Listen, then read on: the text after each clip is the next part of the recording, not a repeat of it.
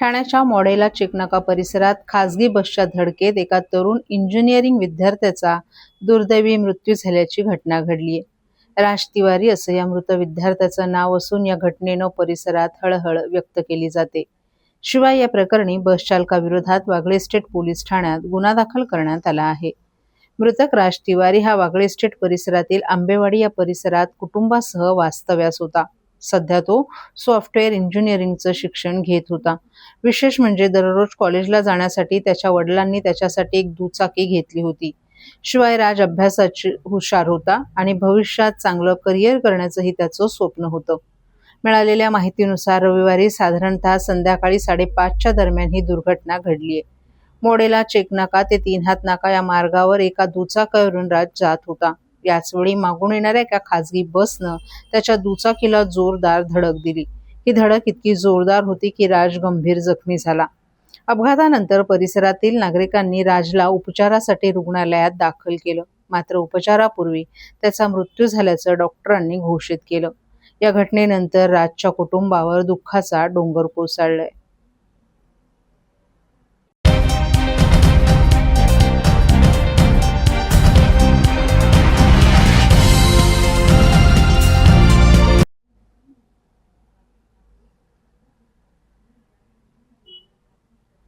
गावदेवी भाजी मंडईतील आगीच्या घटनेनंतर झालेल्या पालिका आयुक्त तसंच सर्वपक्षीय पदाधिकाऱ्यांच्या बैठकीत 1 जून रोजी भाजी मंडई खुली करण्याचा निर्णय घेण्यात आला होता। मात्र ही भाजी मंडई आता 1 जूनला खुली होणार नसल्याचं सांगत ठाण्याच्या महापौर शर्मिला पिंपळकर यांनी त्यामागचं कारणही स्पष्ट केले।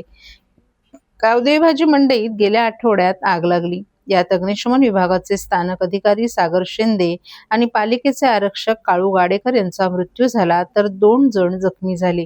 या घटनेनंतर पालिका आयुक्त सौरभराव, महापौर शर्मिला पिंपळकर आणि सर्वपक्षीय पदाधिकाऱ्यांची महत्त्वाची बैठक पार पडली। यामध्ये 1 जूनला गावदेवी मंडई खुली करण्याचा निर्णय घेण्यात आला होता, परंतु आता 1 जूनऐवजी ही मंडई खुली होऊ शकणार नसल्याची माहिती महापौर पिंपळकर यांनी दिली आहे। महापौर शर्मिला पिंपळकर यांच्यासह सर्व पदाधिकारी आणि अधिकाऱ्यांनी गावदेवी भाजी मंडईबरोबरच पहिल्या मजल्यावर असलेल्या नौपाडा प्रभाग समिती कार्यालयाची पाहणी केली। हे कार्यालय सुस्थितीत करण्याच्या सूचना महापौरांनी यावेळी दिल्या। सद्यस्थितीत सर्व राडारोडा काढण्याचं आणि स्थापत्य संलग्न कामं सुरू आहेत। महापालिकेची संपूर्ण यंत्रणा पूर्ण क्षमतेनं साफसफाईचा आणि इतर संलग्न काम करत असून सर्व गाळे सुस्थितीत करण्यासाठी आणखीन काही दिवस लागणार असल्याचं महापौर पिंपळकर यांनी भाजी विक्रेत्यांशी संवाद साधताना सांगितलं।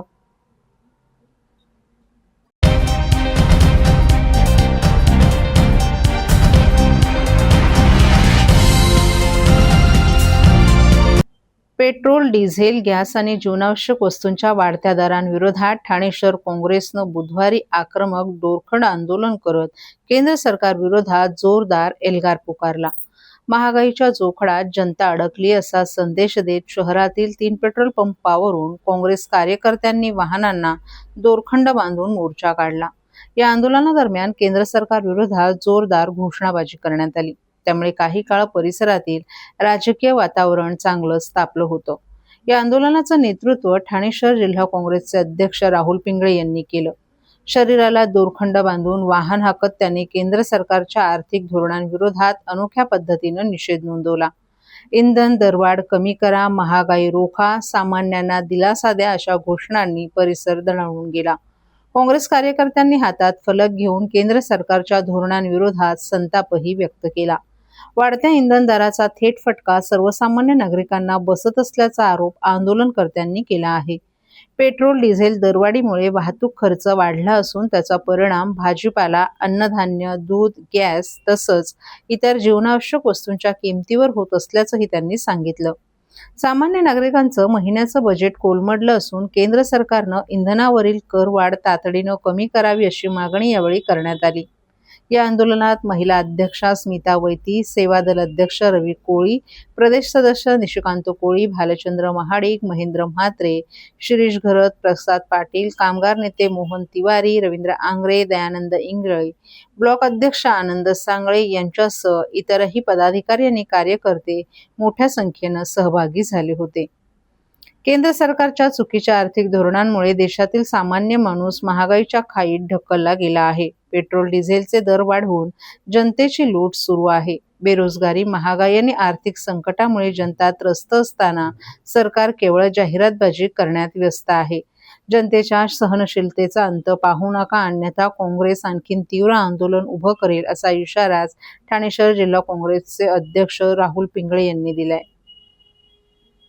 महागाई वाढते तर दुसरीकडे शेतकऱ्यांचं देखील मोठ्या प्रमाणात नुकसान डिझेल आणि पेट्रोल वाचून होत आहे.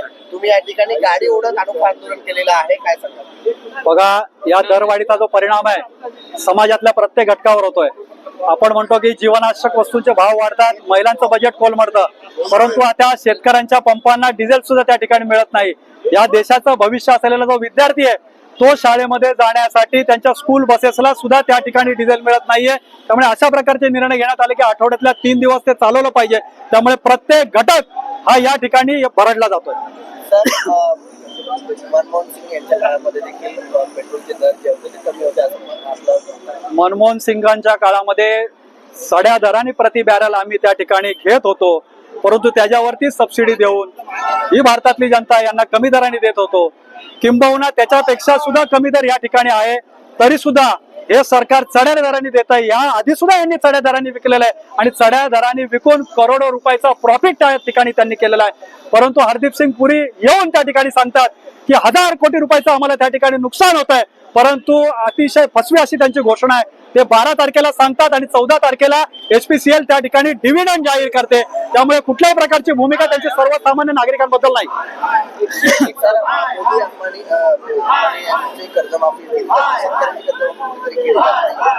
शेतकरी जो आहे तो डिझेल आणि पेट्रोल वाचून त्रस्त झालेला आहे. बघा, परदेश दौरे ते तर करतायत, त्यांच्या व्यापारी मित्रांसाठीच करतायत, अडाणींसाठीच करतायत, अंबानींसाठीच करतायत, परंतु देशावर संकट आल्यानंतर आव्हान मात्र सर्वसामान्य जनतेला करतायत. सर्वसामान्य जनतेला सांगतात की तुम्ही ऑनलाईन करा, वेगवेगळ्या प्रकारच्या घोषणा त्या जनतेसाठी करतायत. तर माझं नरेंद्र मोदींना आणि भारतीय जनता पक्षाला या सरकारला आव्हान आहे, मागील काळामध्ये ज्यावेळी देशावर अशा पद्धतीची संकट आलेली होती, मग राजा असतील, महाराजा असतील, सरंजाम असतील, त्यांनी आपली संपत्ती या देशाला दान केलेली होती. तर नरेंद्र मोदी यांनी अडाणी असतील, अंबानी असतील किंवा मोठमोठे व्यापारी असतील, त्यांना सांगावं की त्यांनी आपली अर्धी संपत्ती या पॅनिक सिच्युएशन मध्ये देशाला दान करावी.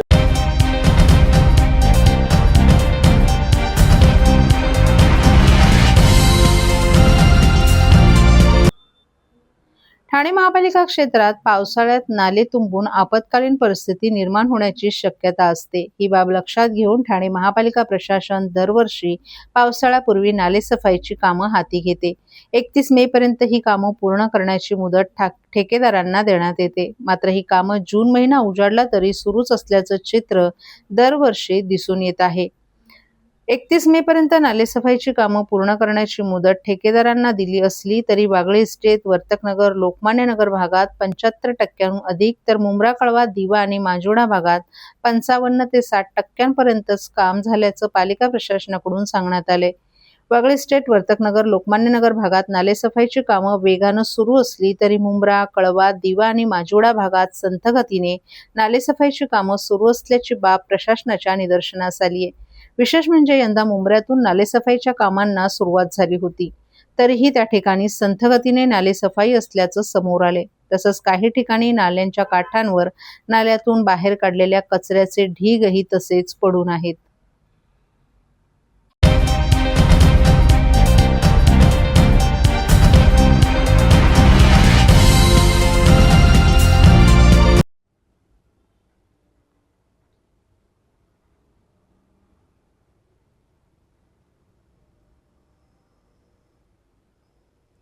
गेल्या 10 दिवसात पेट्रोलच्या किमतींमध्ये 8 रुपयांची तर डिझेलच्या किमतीत 7.5 रुपयांची वाढ झाली आहे. याचा फटका आता एसटी महामंडळाला देखील बसत आहे. राज्याचे परिवहन मंत्री प्रताप सरनाईक यांनी एसटी महामंडळाच्या खर्चात वाढ झाल्याचं सांगताना तिकीट दरवाढीचे संकेत दिलेत. मात्र सद्यस्थितीला दरवाढ करण्यात आली नाही असंही स्पष्ट केले. सध्या एसटी महामंडळाकडून डिझेल बचतीसाठी उपाययोजनांची अंमलबजावणी करण्यात येत आहे. डिझेल बचतीचं उद्दिष्ट ठरवण्यात आल्याची माहिती मंत्री सरनाईक यांनी दिली आहे.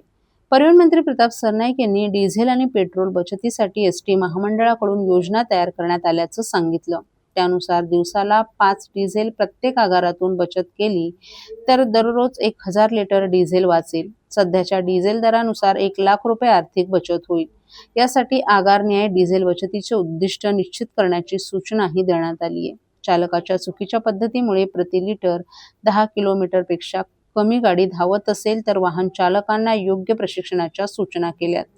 बसची दररोजची तांत्रिक दुरुस्ती आणि तपासणी केल्यास बचत होईल. डिझेल बचतीत योग्य कामगिरी करणाऱ्यांचा सत्कार आणि प्रोत्साहन भत्ता देण्याच्या सूचना दिल्यात.